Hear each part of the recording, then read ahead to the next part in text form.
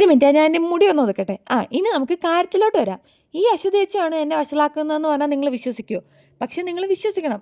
ഇവള് കഴിഞ്ഞ ഒരാഴ്ചയും കൊണ്ട് ഇൻസ്റ്റഗ്രാമിൽ എന്തൊക്കെയോ കണ്ടിട്ട് എൻ്റെ അടുത്ത് പറയുന്നുണ്ട്, അവൾക്ക് ലോഡഡ് ഫ്രൈസ് വേണം, ലോഡഡ് ഫ്രൈസ് വേണമെന്ന്. കൊച്ചുങ്ങൾ എന്തെങ്കിലും ആഗ്രഹം പറഞ്ഞാൽ നമ്മളത് സാധിച്ചു കൊടുക്കണമല്ലോ. അങ്ങനെ അറ്റ് ലാസ്റ്റ് നമ്മൾ ലോഡഡ് ഫ്രൈസ് ഓർഡർ ചെയ്ത്.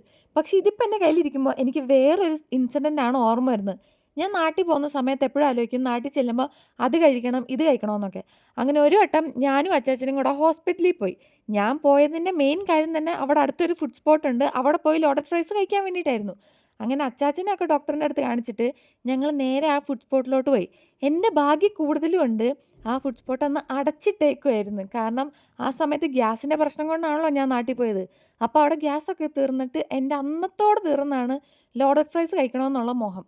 അത് കഴിഞ്ഞ് ഞാൻ വീട്ടിൽ വന്ന് ചപ്പാത്തിയോ സാമ്പാറോ അങ്ങനെ എന്തോ തിന്നിട്ട് ഞാൻ എൻ്റെ വിഷമം അങ്ങ് തീർത്തു. ഈ ലോഡഡ് ഫ്രൈസും എനിക്ക് മൊത്തം കഴിച്ച് തീർക്കാൻ വേണ്ടിയിട്ട് പറ്റിയില്ല. അപ്പം ഞാൻ ബാക്കി ഉണ്ടായിരുന്നതും കൂടെ അശ്വതേച്ചുവിന് ഞാൻ കൊടുത്തു. ഇച്ചിരി ലോഡഡ് ഫ്രൈസ് തിന്നുന്നതിൻ്റെ എക്സ്പ്രഷനാണ് അവളുടെ മുഖത്ത് വാരി വിതറിക്കൊണ്ടിരിക്കുന്നത്.